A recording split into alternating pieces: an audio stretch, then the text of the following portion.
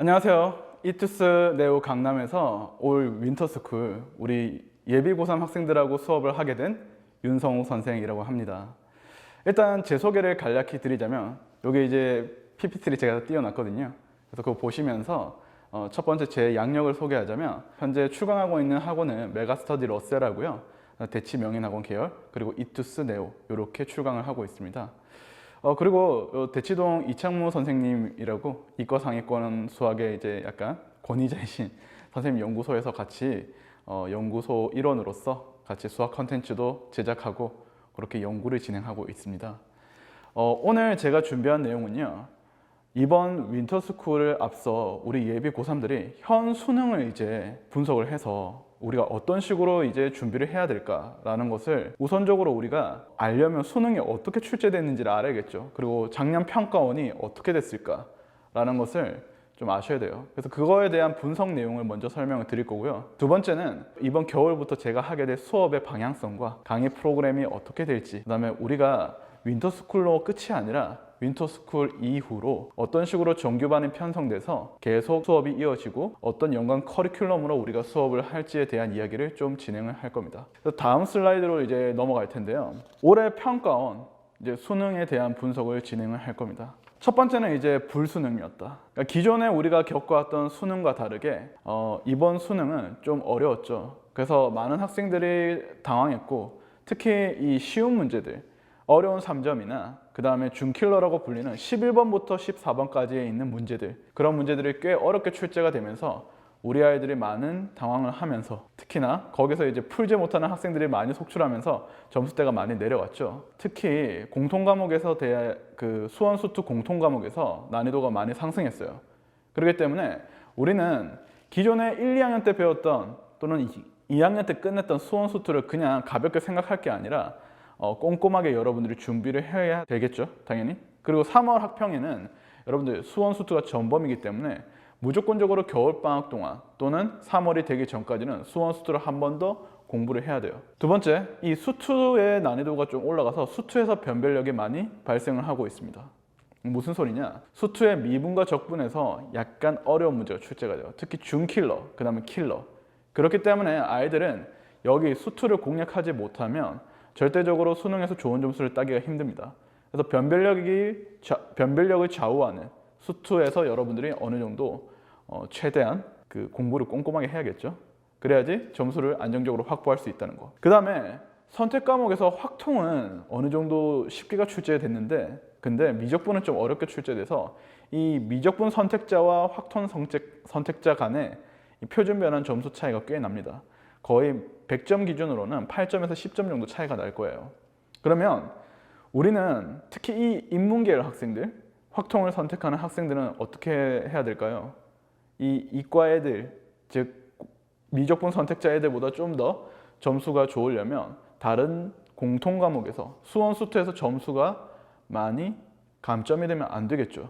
그래서 결론은 무엇이냐면, 이런 문이과 사이에 점수와의 갭이 있기 때문에, 차이가 있기 때문에 우리는 그걸 극복하기 위해서 특히 문과 학생들은 공통 과목에 대해서 좀 더 정리를 할 필요가 있다, 그 말입니다. 그 다음에 패턴이 변화가 있을 것 같았거든요. 사실 6월과 9월이 출제되기 전까지는, 그러니까 6월, 9월이 출제되고 수능이 전까지는 약간 패턴의 변화가 있었어요.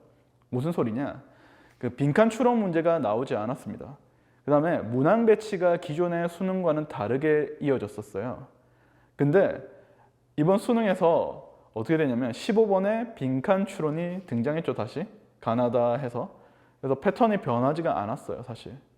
그 다음에 미적분의 문항 배치도 작년에 비해서 크게 달라지지가 않았습니다. 29번에 삼각함수 활용의 극한, 그러니까 삼각함수와 관련된 도형의 극한이 나왔거든요.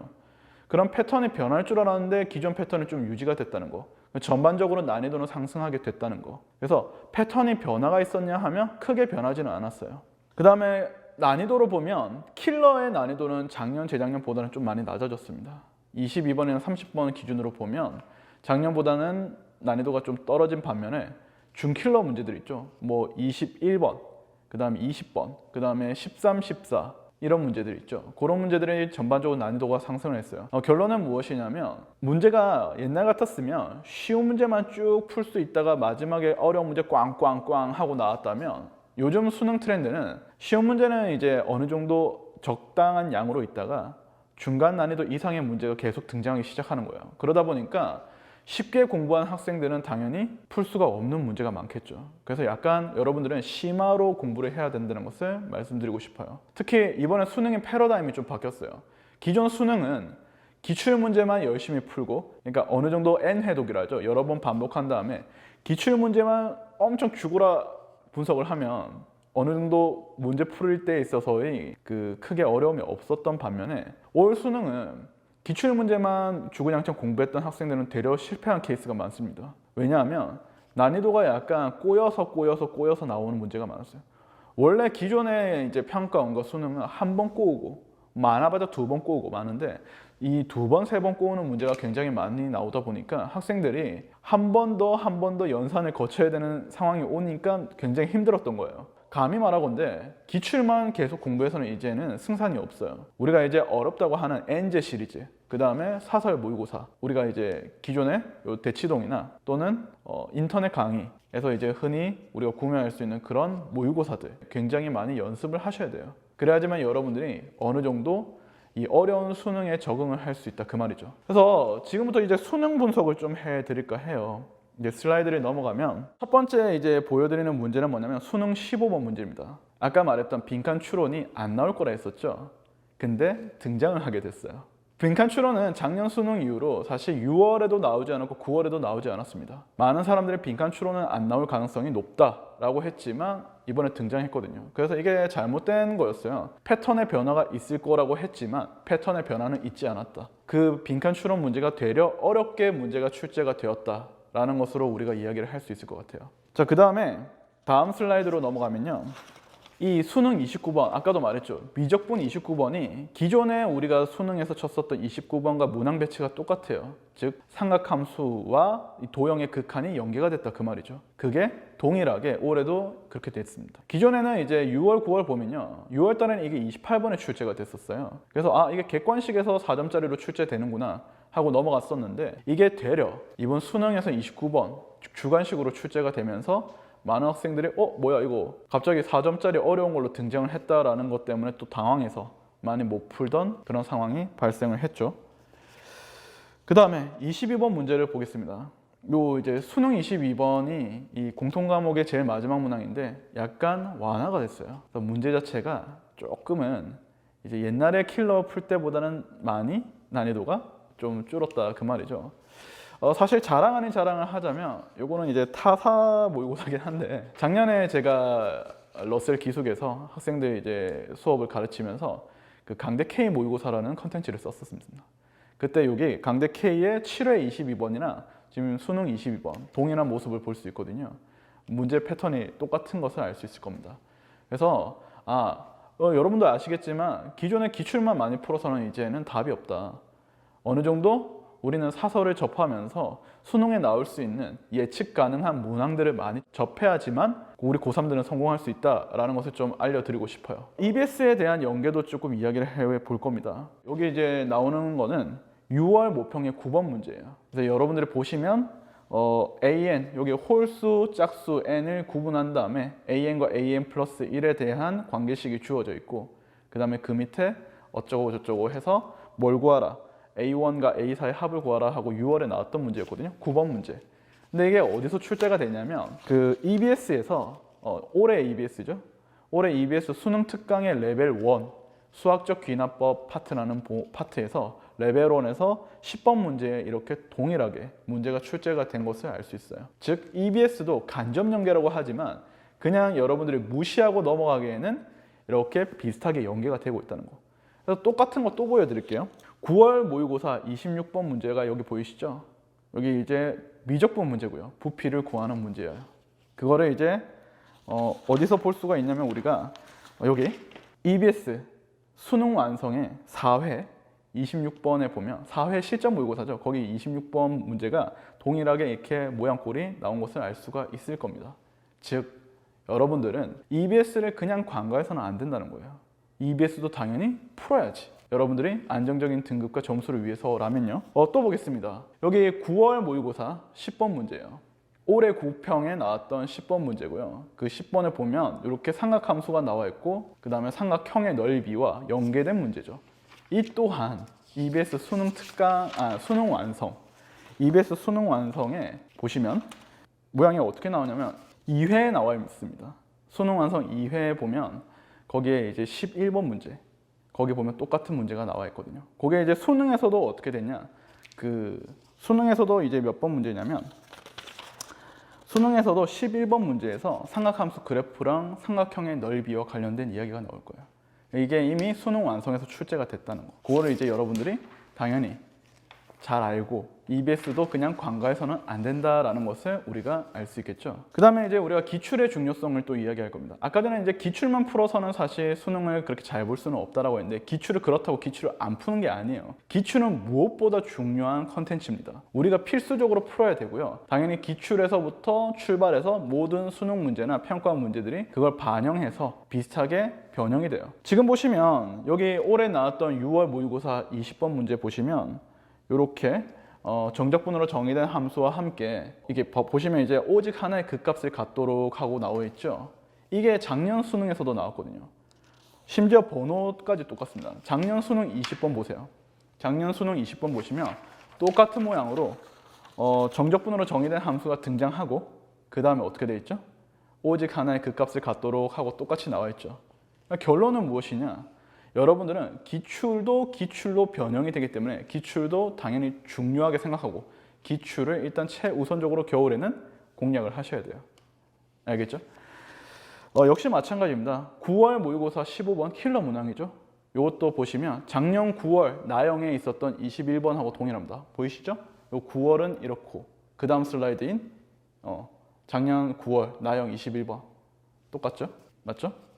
그래서 결론은 뭐냐면 동일한 패턴이 이렇게 나온다는 것은 똑같은 문제라는 거.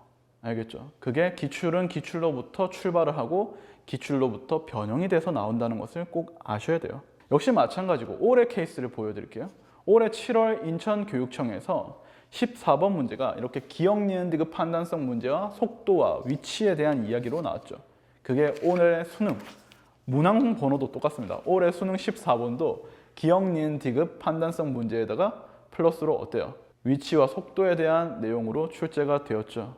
결론은 여러분들 기출은 기출로부터 출발한다. 그렇기 때문에 여러분들은 당연히 최우선적으로 해야 될 건 기출이고 그 다음에 EBS도 관과해서는 안 되고 EBS도 무조건 해야겠죠. 특히 수능 특강 수능 완성 그리고 남은 사설 모의고사 NJ 시리즈나 또는 모의고사를 통해서 연습을 많이 하셔야 된다라는 거예요. 자, 그러면 이렇게 제가 올해 수능에 대해서 평가원에 대해서 분석을 해드렸죠. 그럼 여러분들이 어떤 식으로 공부를 해야 될까라는 가닥이 쓸 거예요.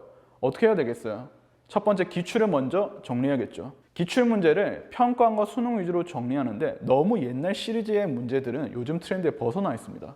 그렇기 때문에 최근 트렌드 있죠. 많게는 5개년 또는 적게는 3개년 정도만 공부해도 될 것 같습니다. 왜냐하면 너무 과거의 문제는 요즘 트렌드랑 너무 달라요.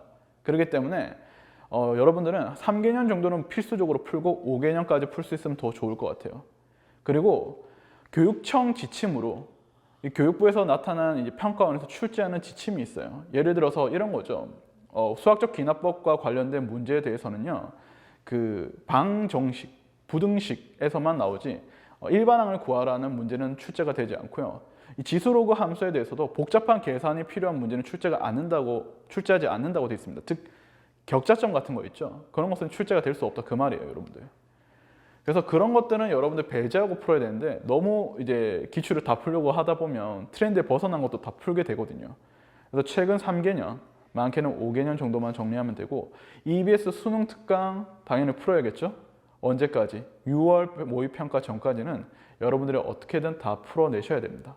물론 우리 고3 학생들은 학교에서 부규주를 쓸 겁니다. 부규주를 쓰겠지만 그래도 미리미리 좀 6월 전까지는 정리를 하라 그 말이에요. 꼼꼼하게 그냥 내신을 준비하기 위한 문제풀이보다는 내가 향후 수능을 치르는 장기적 레이스로 봤을 때 정리할 필요가 있다는 거죠.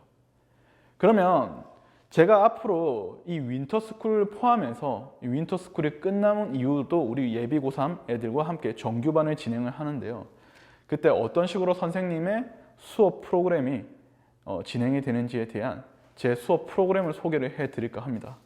첫 번째 이제 제 수업 프로그램을 보시면 시기별로 이제 학습 계획이라는 게 있죠.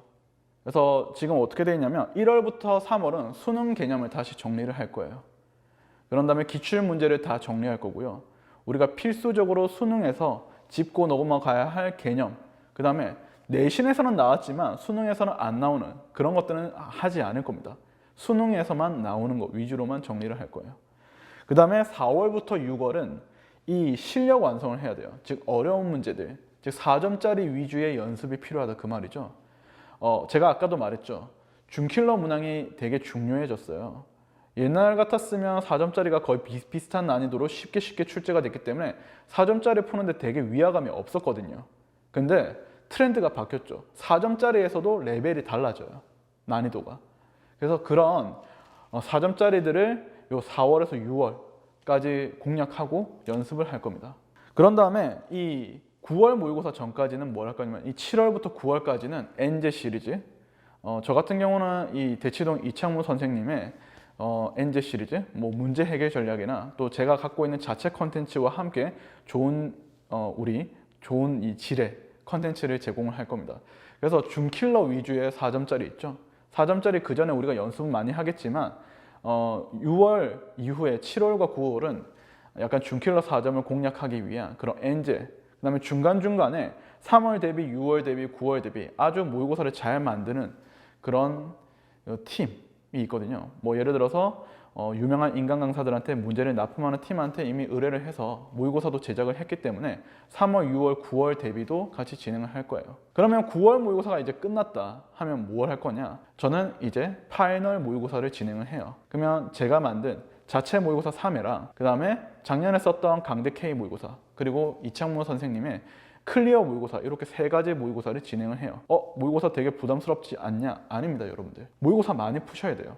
올해 성공한 학생들은 실무 연습을 되게 많이 하는 학생들입니다. 그렇기 때문에 실무 연습을 많이 하는 길이 수능을 오히려 잘 칠 수 있는 트렌드로 바뀌었기 때문에 실무 연습을 많이 해야 돼요. 저는 이 강대 K, 그 다음에 클리어 모의고사, 그리고 제 자체 3회분 정도의 모의고사로 함께 여러분들한테 충분하고 질 좋은 실무로서 여러분들이 수능에서도 어려운 문제가 나와도 당황스럽지 않게끔 이렇게 대비를 해 드릴 거예요. 그래서 다음 슬라이드 보시면 이 파이널 모의고사에서는 이렇게 강대 K랑 클리어랑 또 자체 모의고사도 진행을 한다는 거 이렇게 보여드리고요.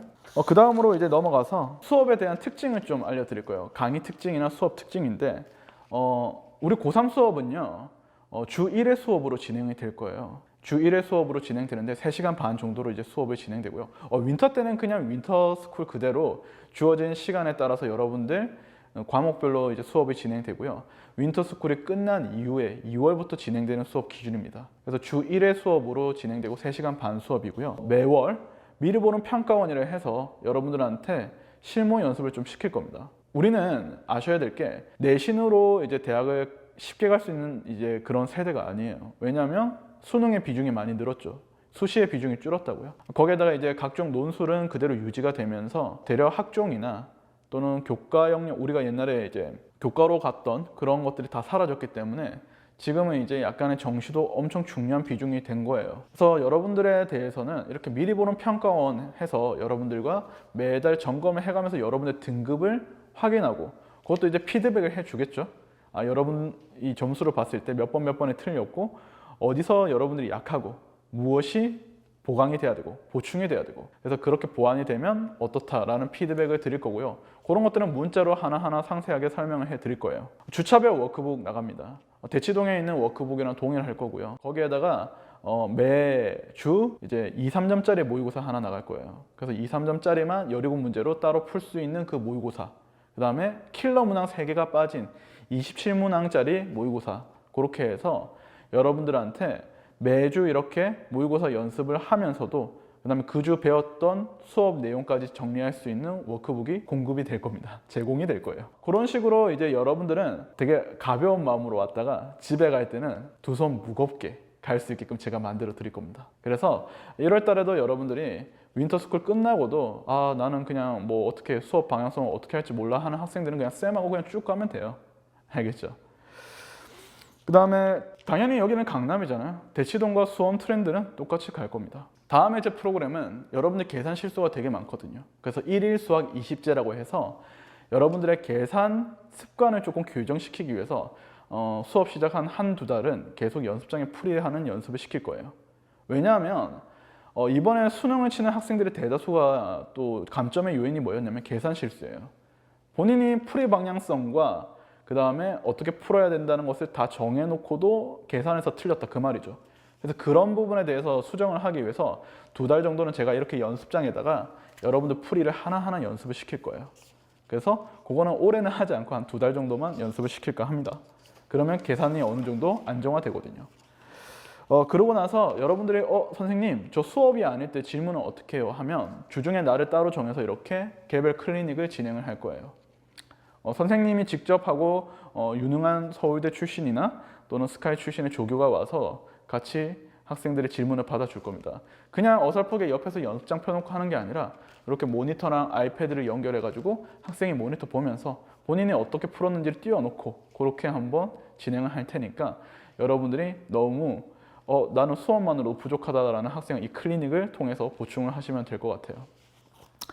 그 다음에 당연히 복습 영상 제공합니다. 매 수업 시간 우리가 강의하는 것들은 녹화가 돼서요. 여러분들이 딱 수업이 끝난 직후에 바로 볼 수 있게 유튜브에 업로드가 될 거예요. 그래서 여러분들은 그 영상을 보면서 오늘 뭐 졸았거나 또는 내가 좀 더 이해가 안 되는 부분이 있다면 다시 복습 수강을 할 수 있습니다.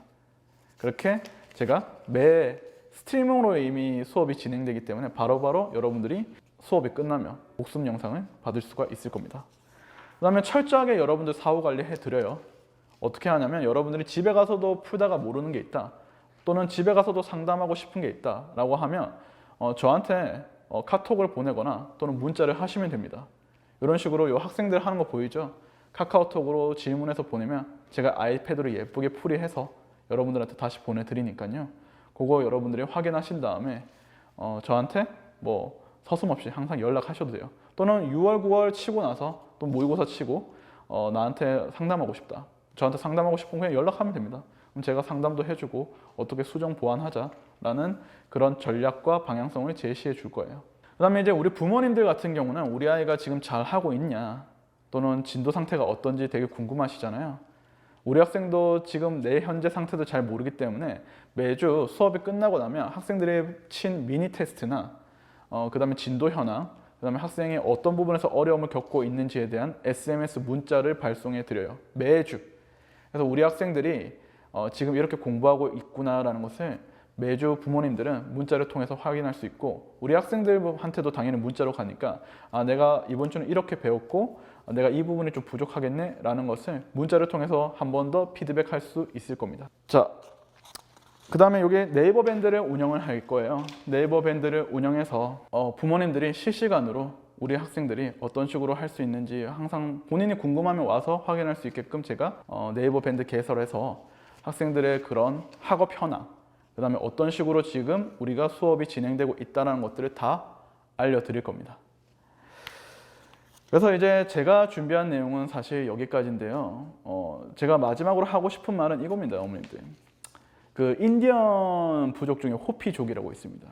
그 호피족은 그 되게 사는 지역이 어디냐면 굉장히 그 삭막하고 척박한 비가 오지 않는 그런 사막에서 살고 있어요. 그래서 그 호피족은 매번 이제 비가 오거나 이게 우기가 아닌 가뭄이 왔을 때는 그 비를 내리게 하기 위해서 기우제를 지내요. 근데 이제 그 기우제를 지낼 때 신기하게 그 기우제를 지내다가 기우제가 딱 끝나는 시점이 되면 항상 비가 옵니다. 신기하죠. 약간 뭐 샤머니즘적인 또는 약간 무속 그런 신앙 뭐 그런 것처럼 굉장히 신기한 그런 자연적 현상인가?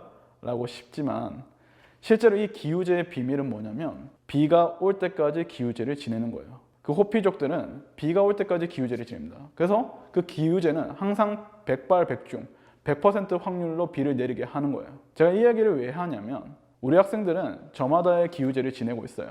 뭐 본인이 독서실에서 가서 공부를 하고 인터넷 강의를 통해서 수업을 하고 그 다음에 더불어서 뭐 본인이 뭐 단어를 외우거나 또는 따로 뭐 수학 문제를 푼다거나 하는 자기 개개인의 기후제를 지내고 있죠. 근데 때때로 그런 기후제, 본인만의 기후제를 지내다 보면 포기하고 싶고 그 다음에 중간에 안 하고 싶고 그만두고 싶을 때가 꽤 있을 겁니다. 근데 이 호피족의 기후제의 비밀처럼 결국 비를 내릴 때까지 그렇게 기후제를 지내는 게 바로 모든 성공의 비결이라고 할 수 있겠죠. 여러분들 그거 아셔야 됩니다. 비는 반드시 오죠. 여러분들의 그런 성공도 반드시 옵니다. 다만 그 기후제를 내가 중간에 포기하지 않고 끝까지 할 수 있느냐라는 문제가 되겠죠. 그래서 마지막으로 제가 하고 싶은 말은 저 윤성호 선생님이 여러분들과 그 함께 기후제를 지내면서 그 길을 걸어갈 거고요.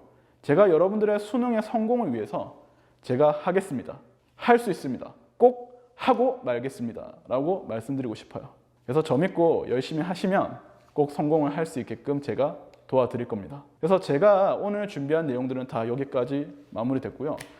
이번 겨울에 진심으로 도약을 하고 싶고 정말 내가 또 다른 시작과 함께 수능에서 성공적인 학업 계획을 세우고 싶고 공부를 하고 싶다면 이투스 네오 강남으로 와서 저 윤성호 선생을 꼭 찾아주시면 감사하겠습니다. 자, 감사합니다.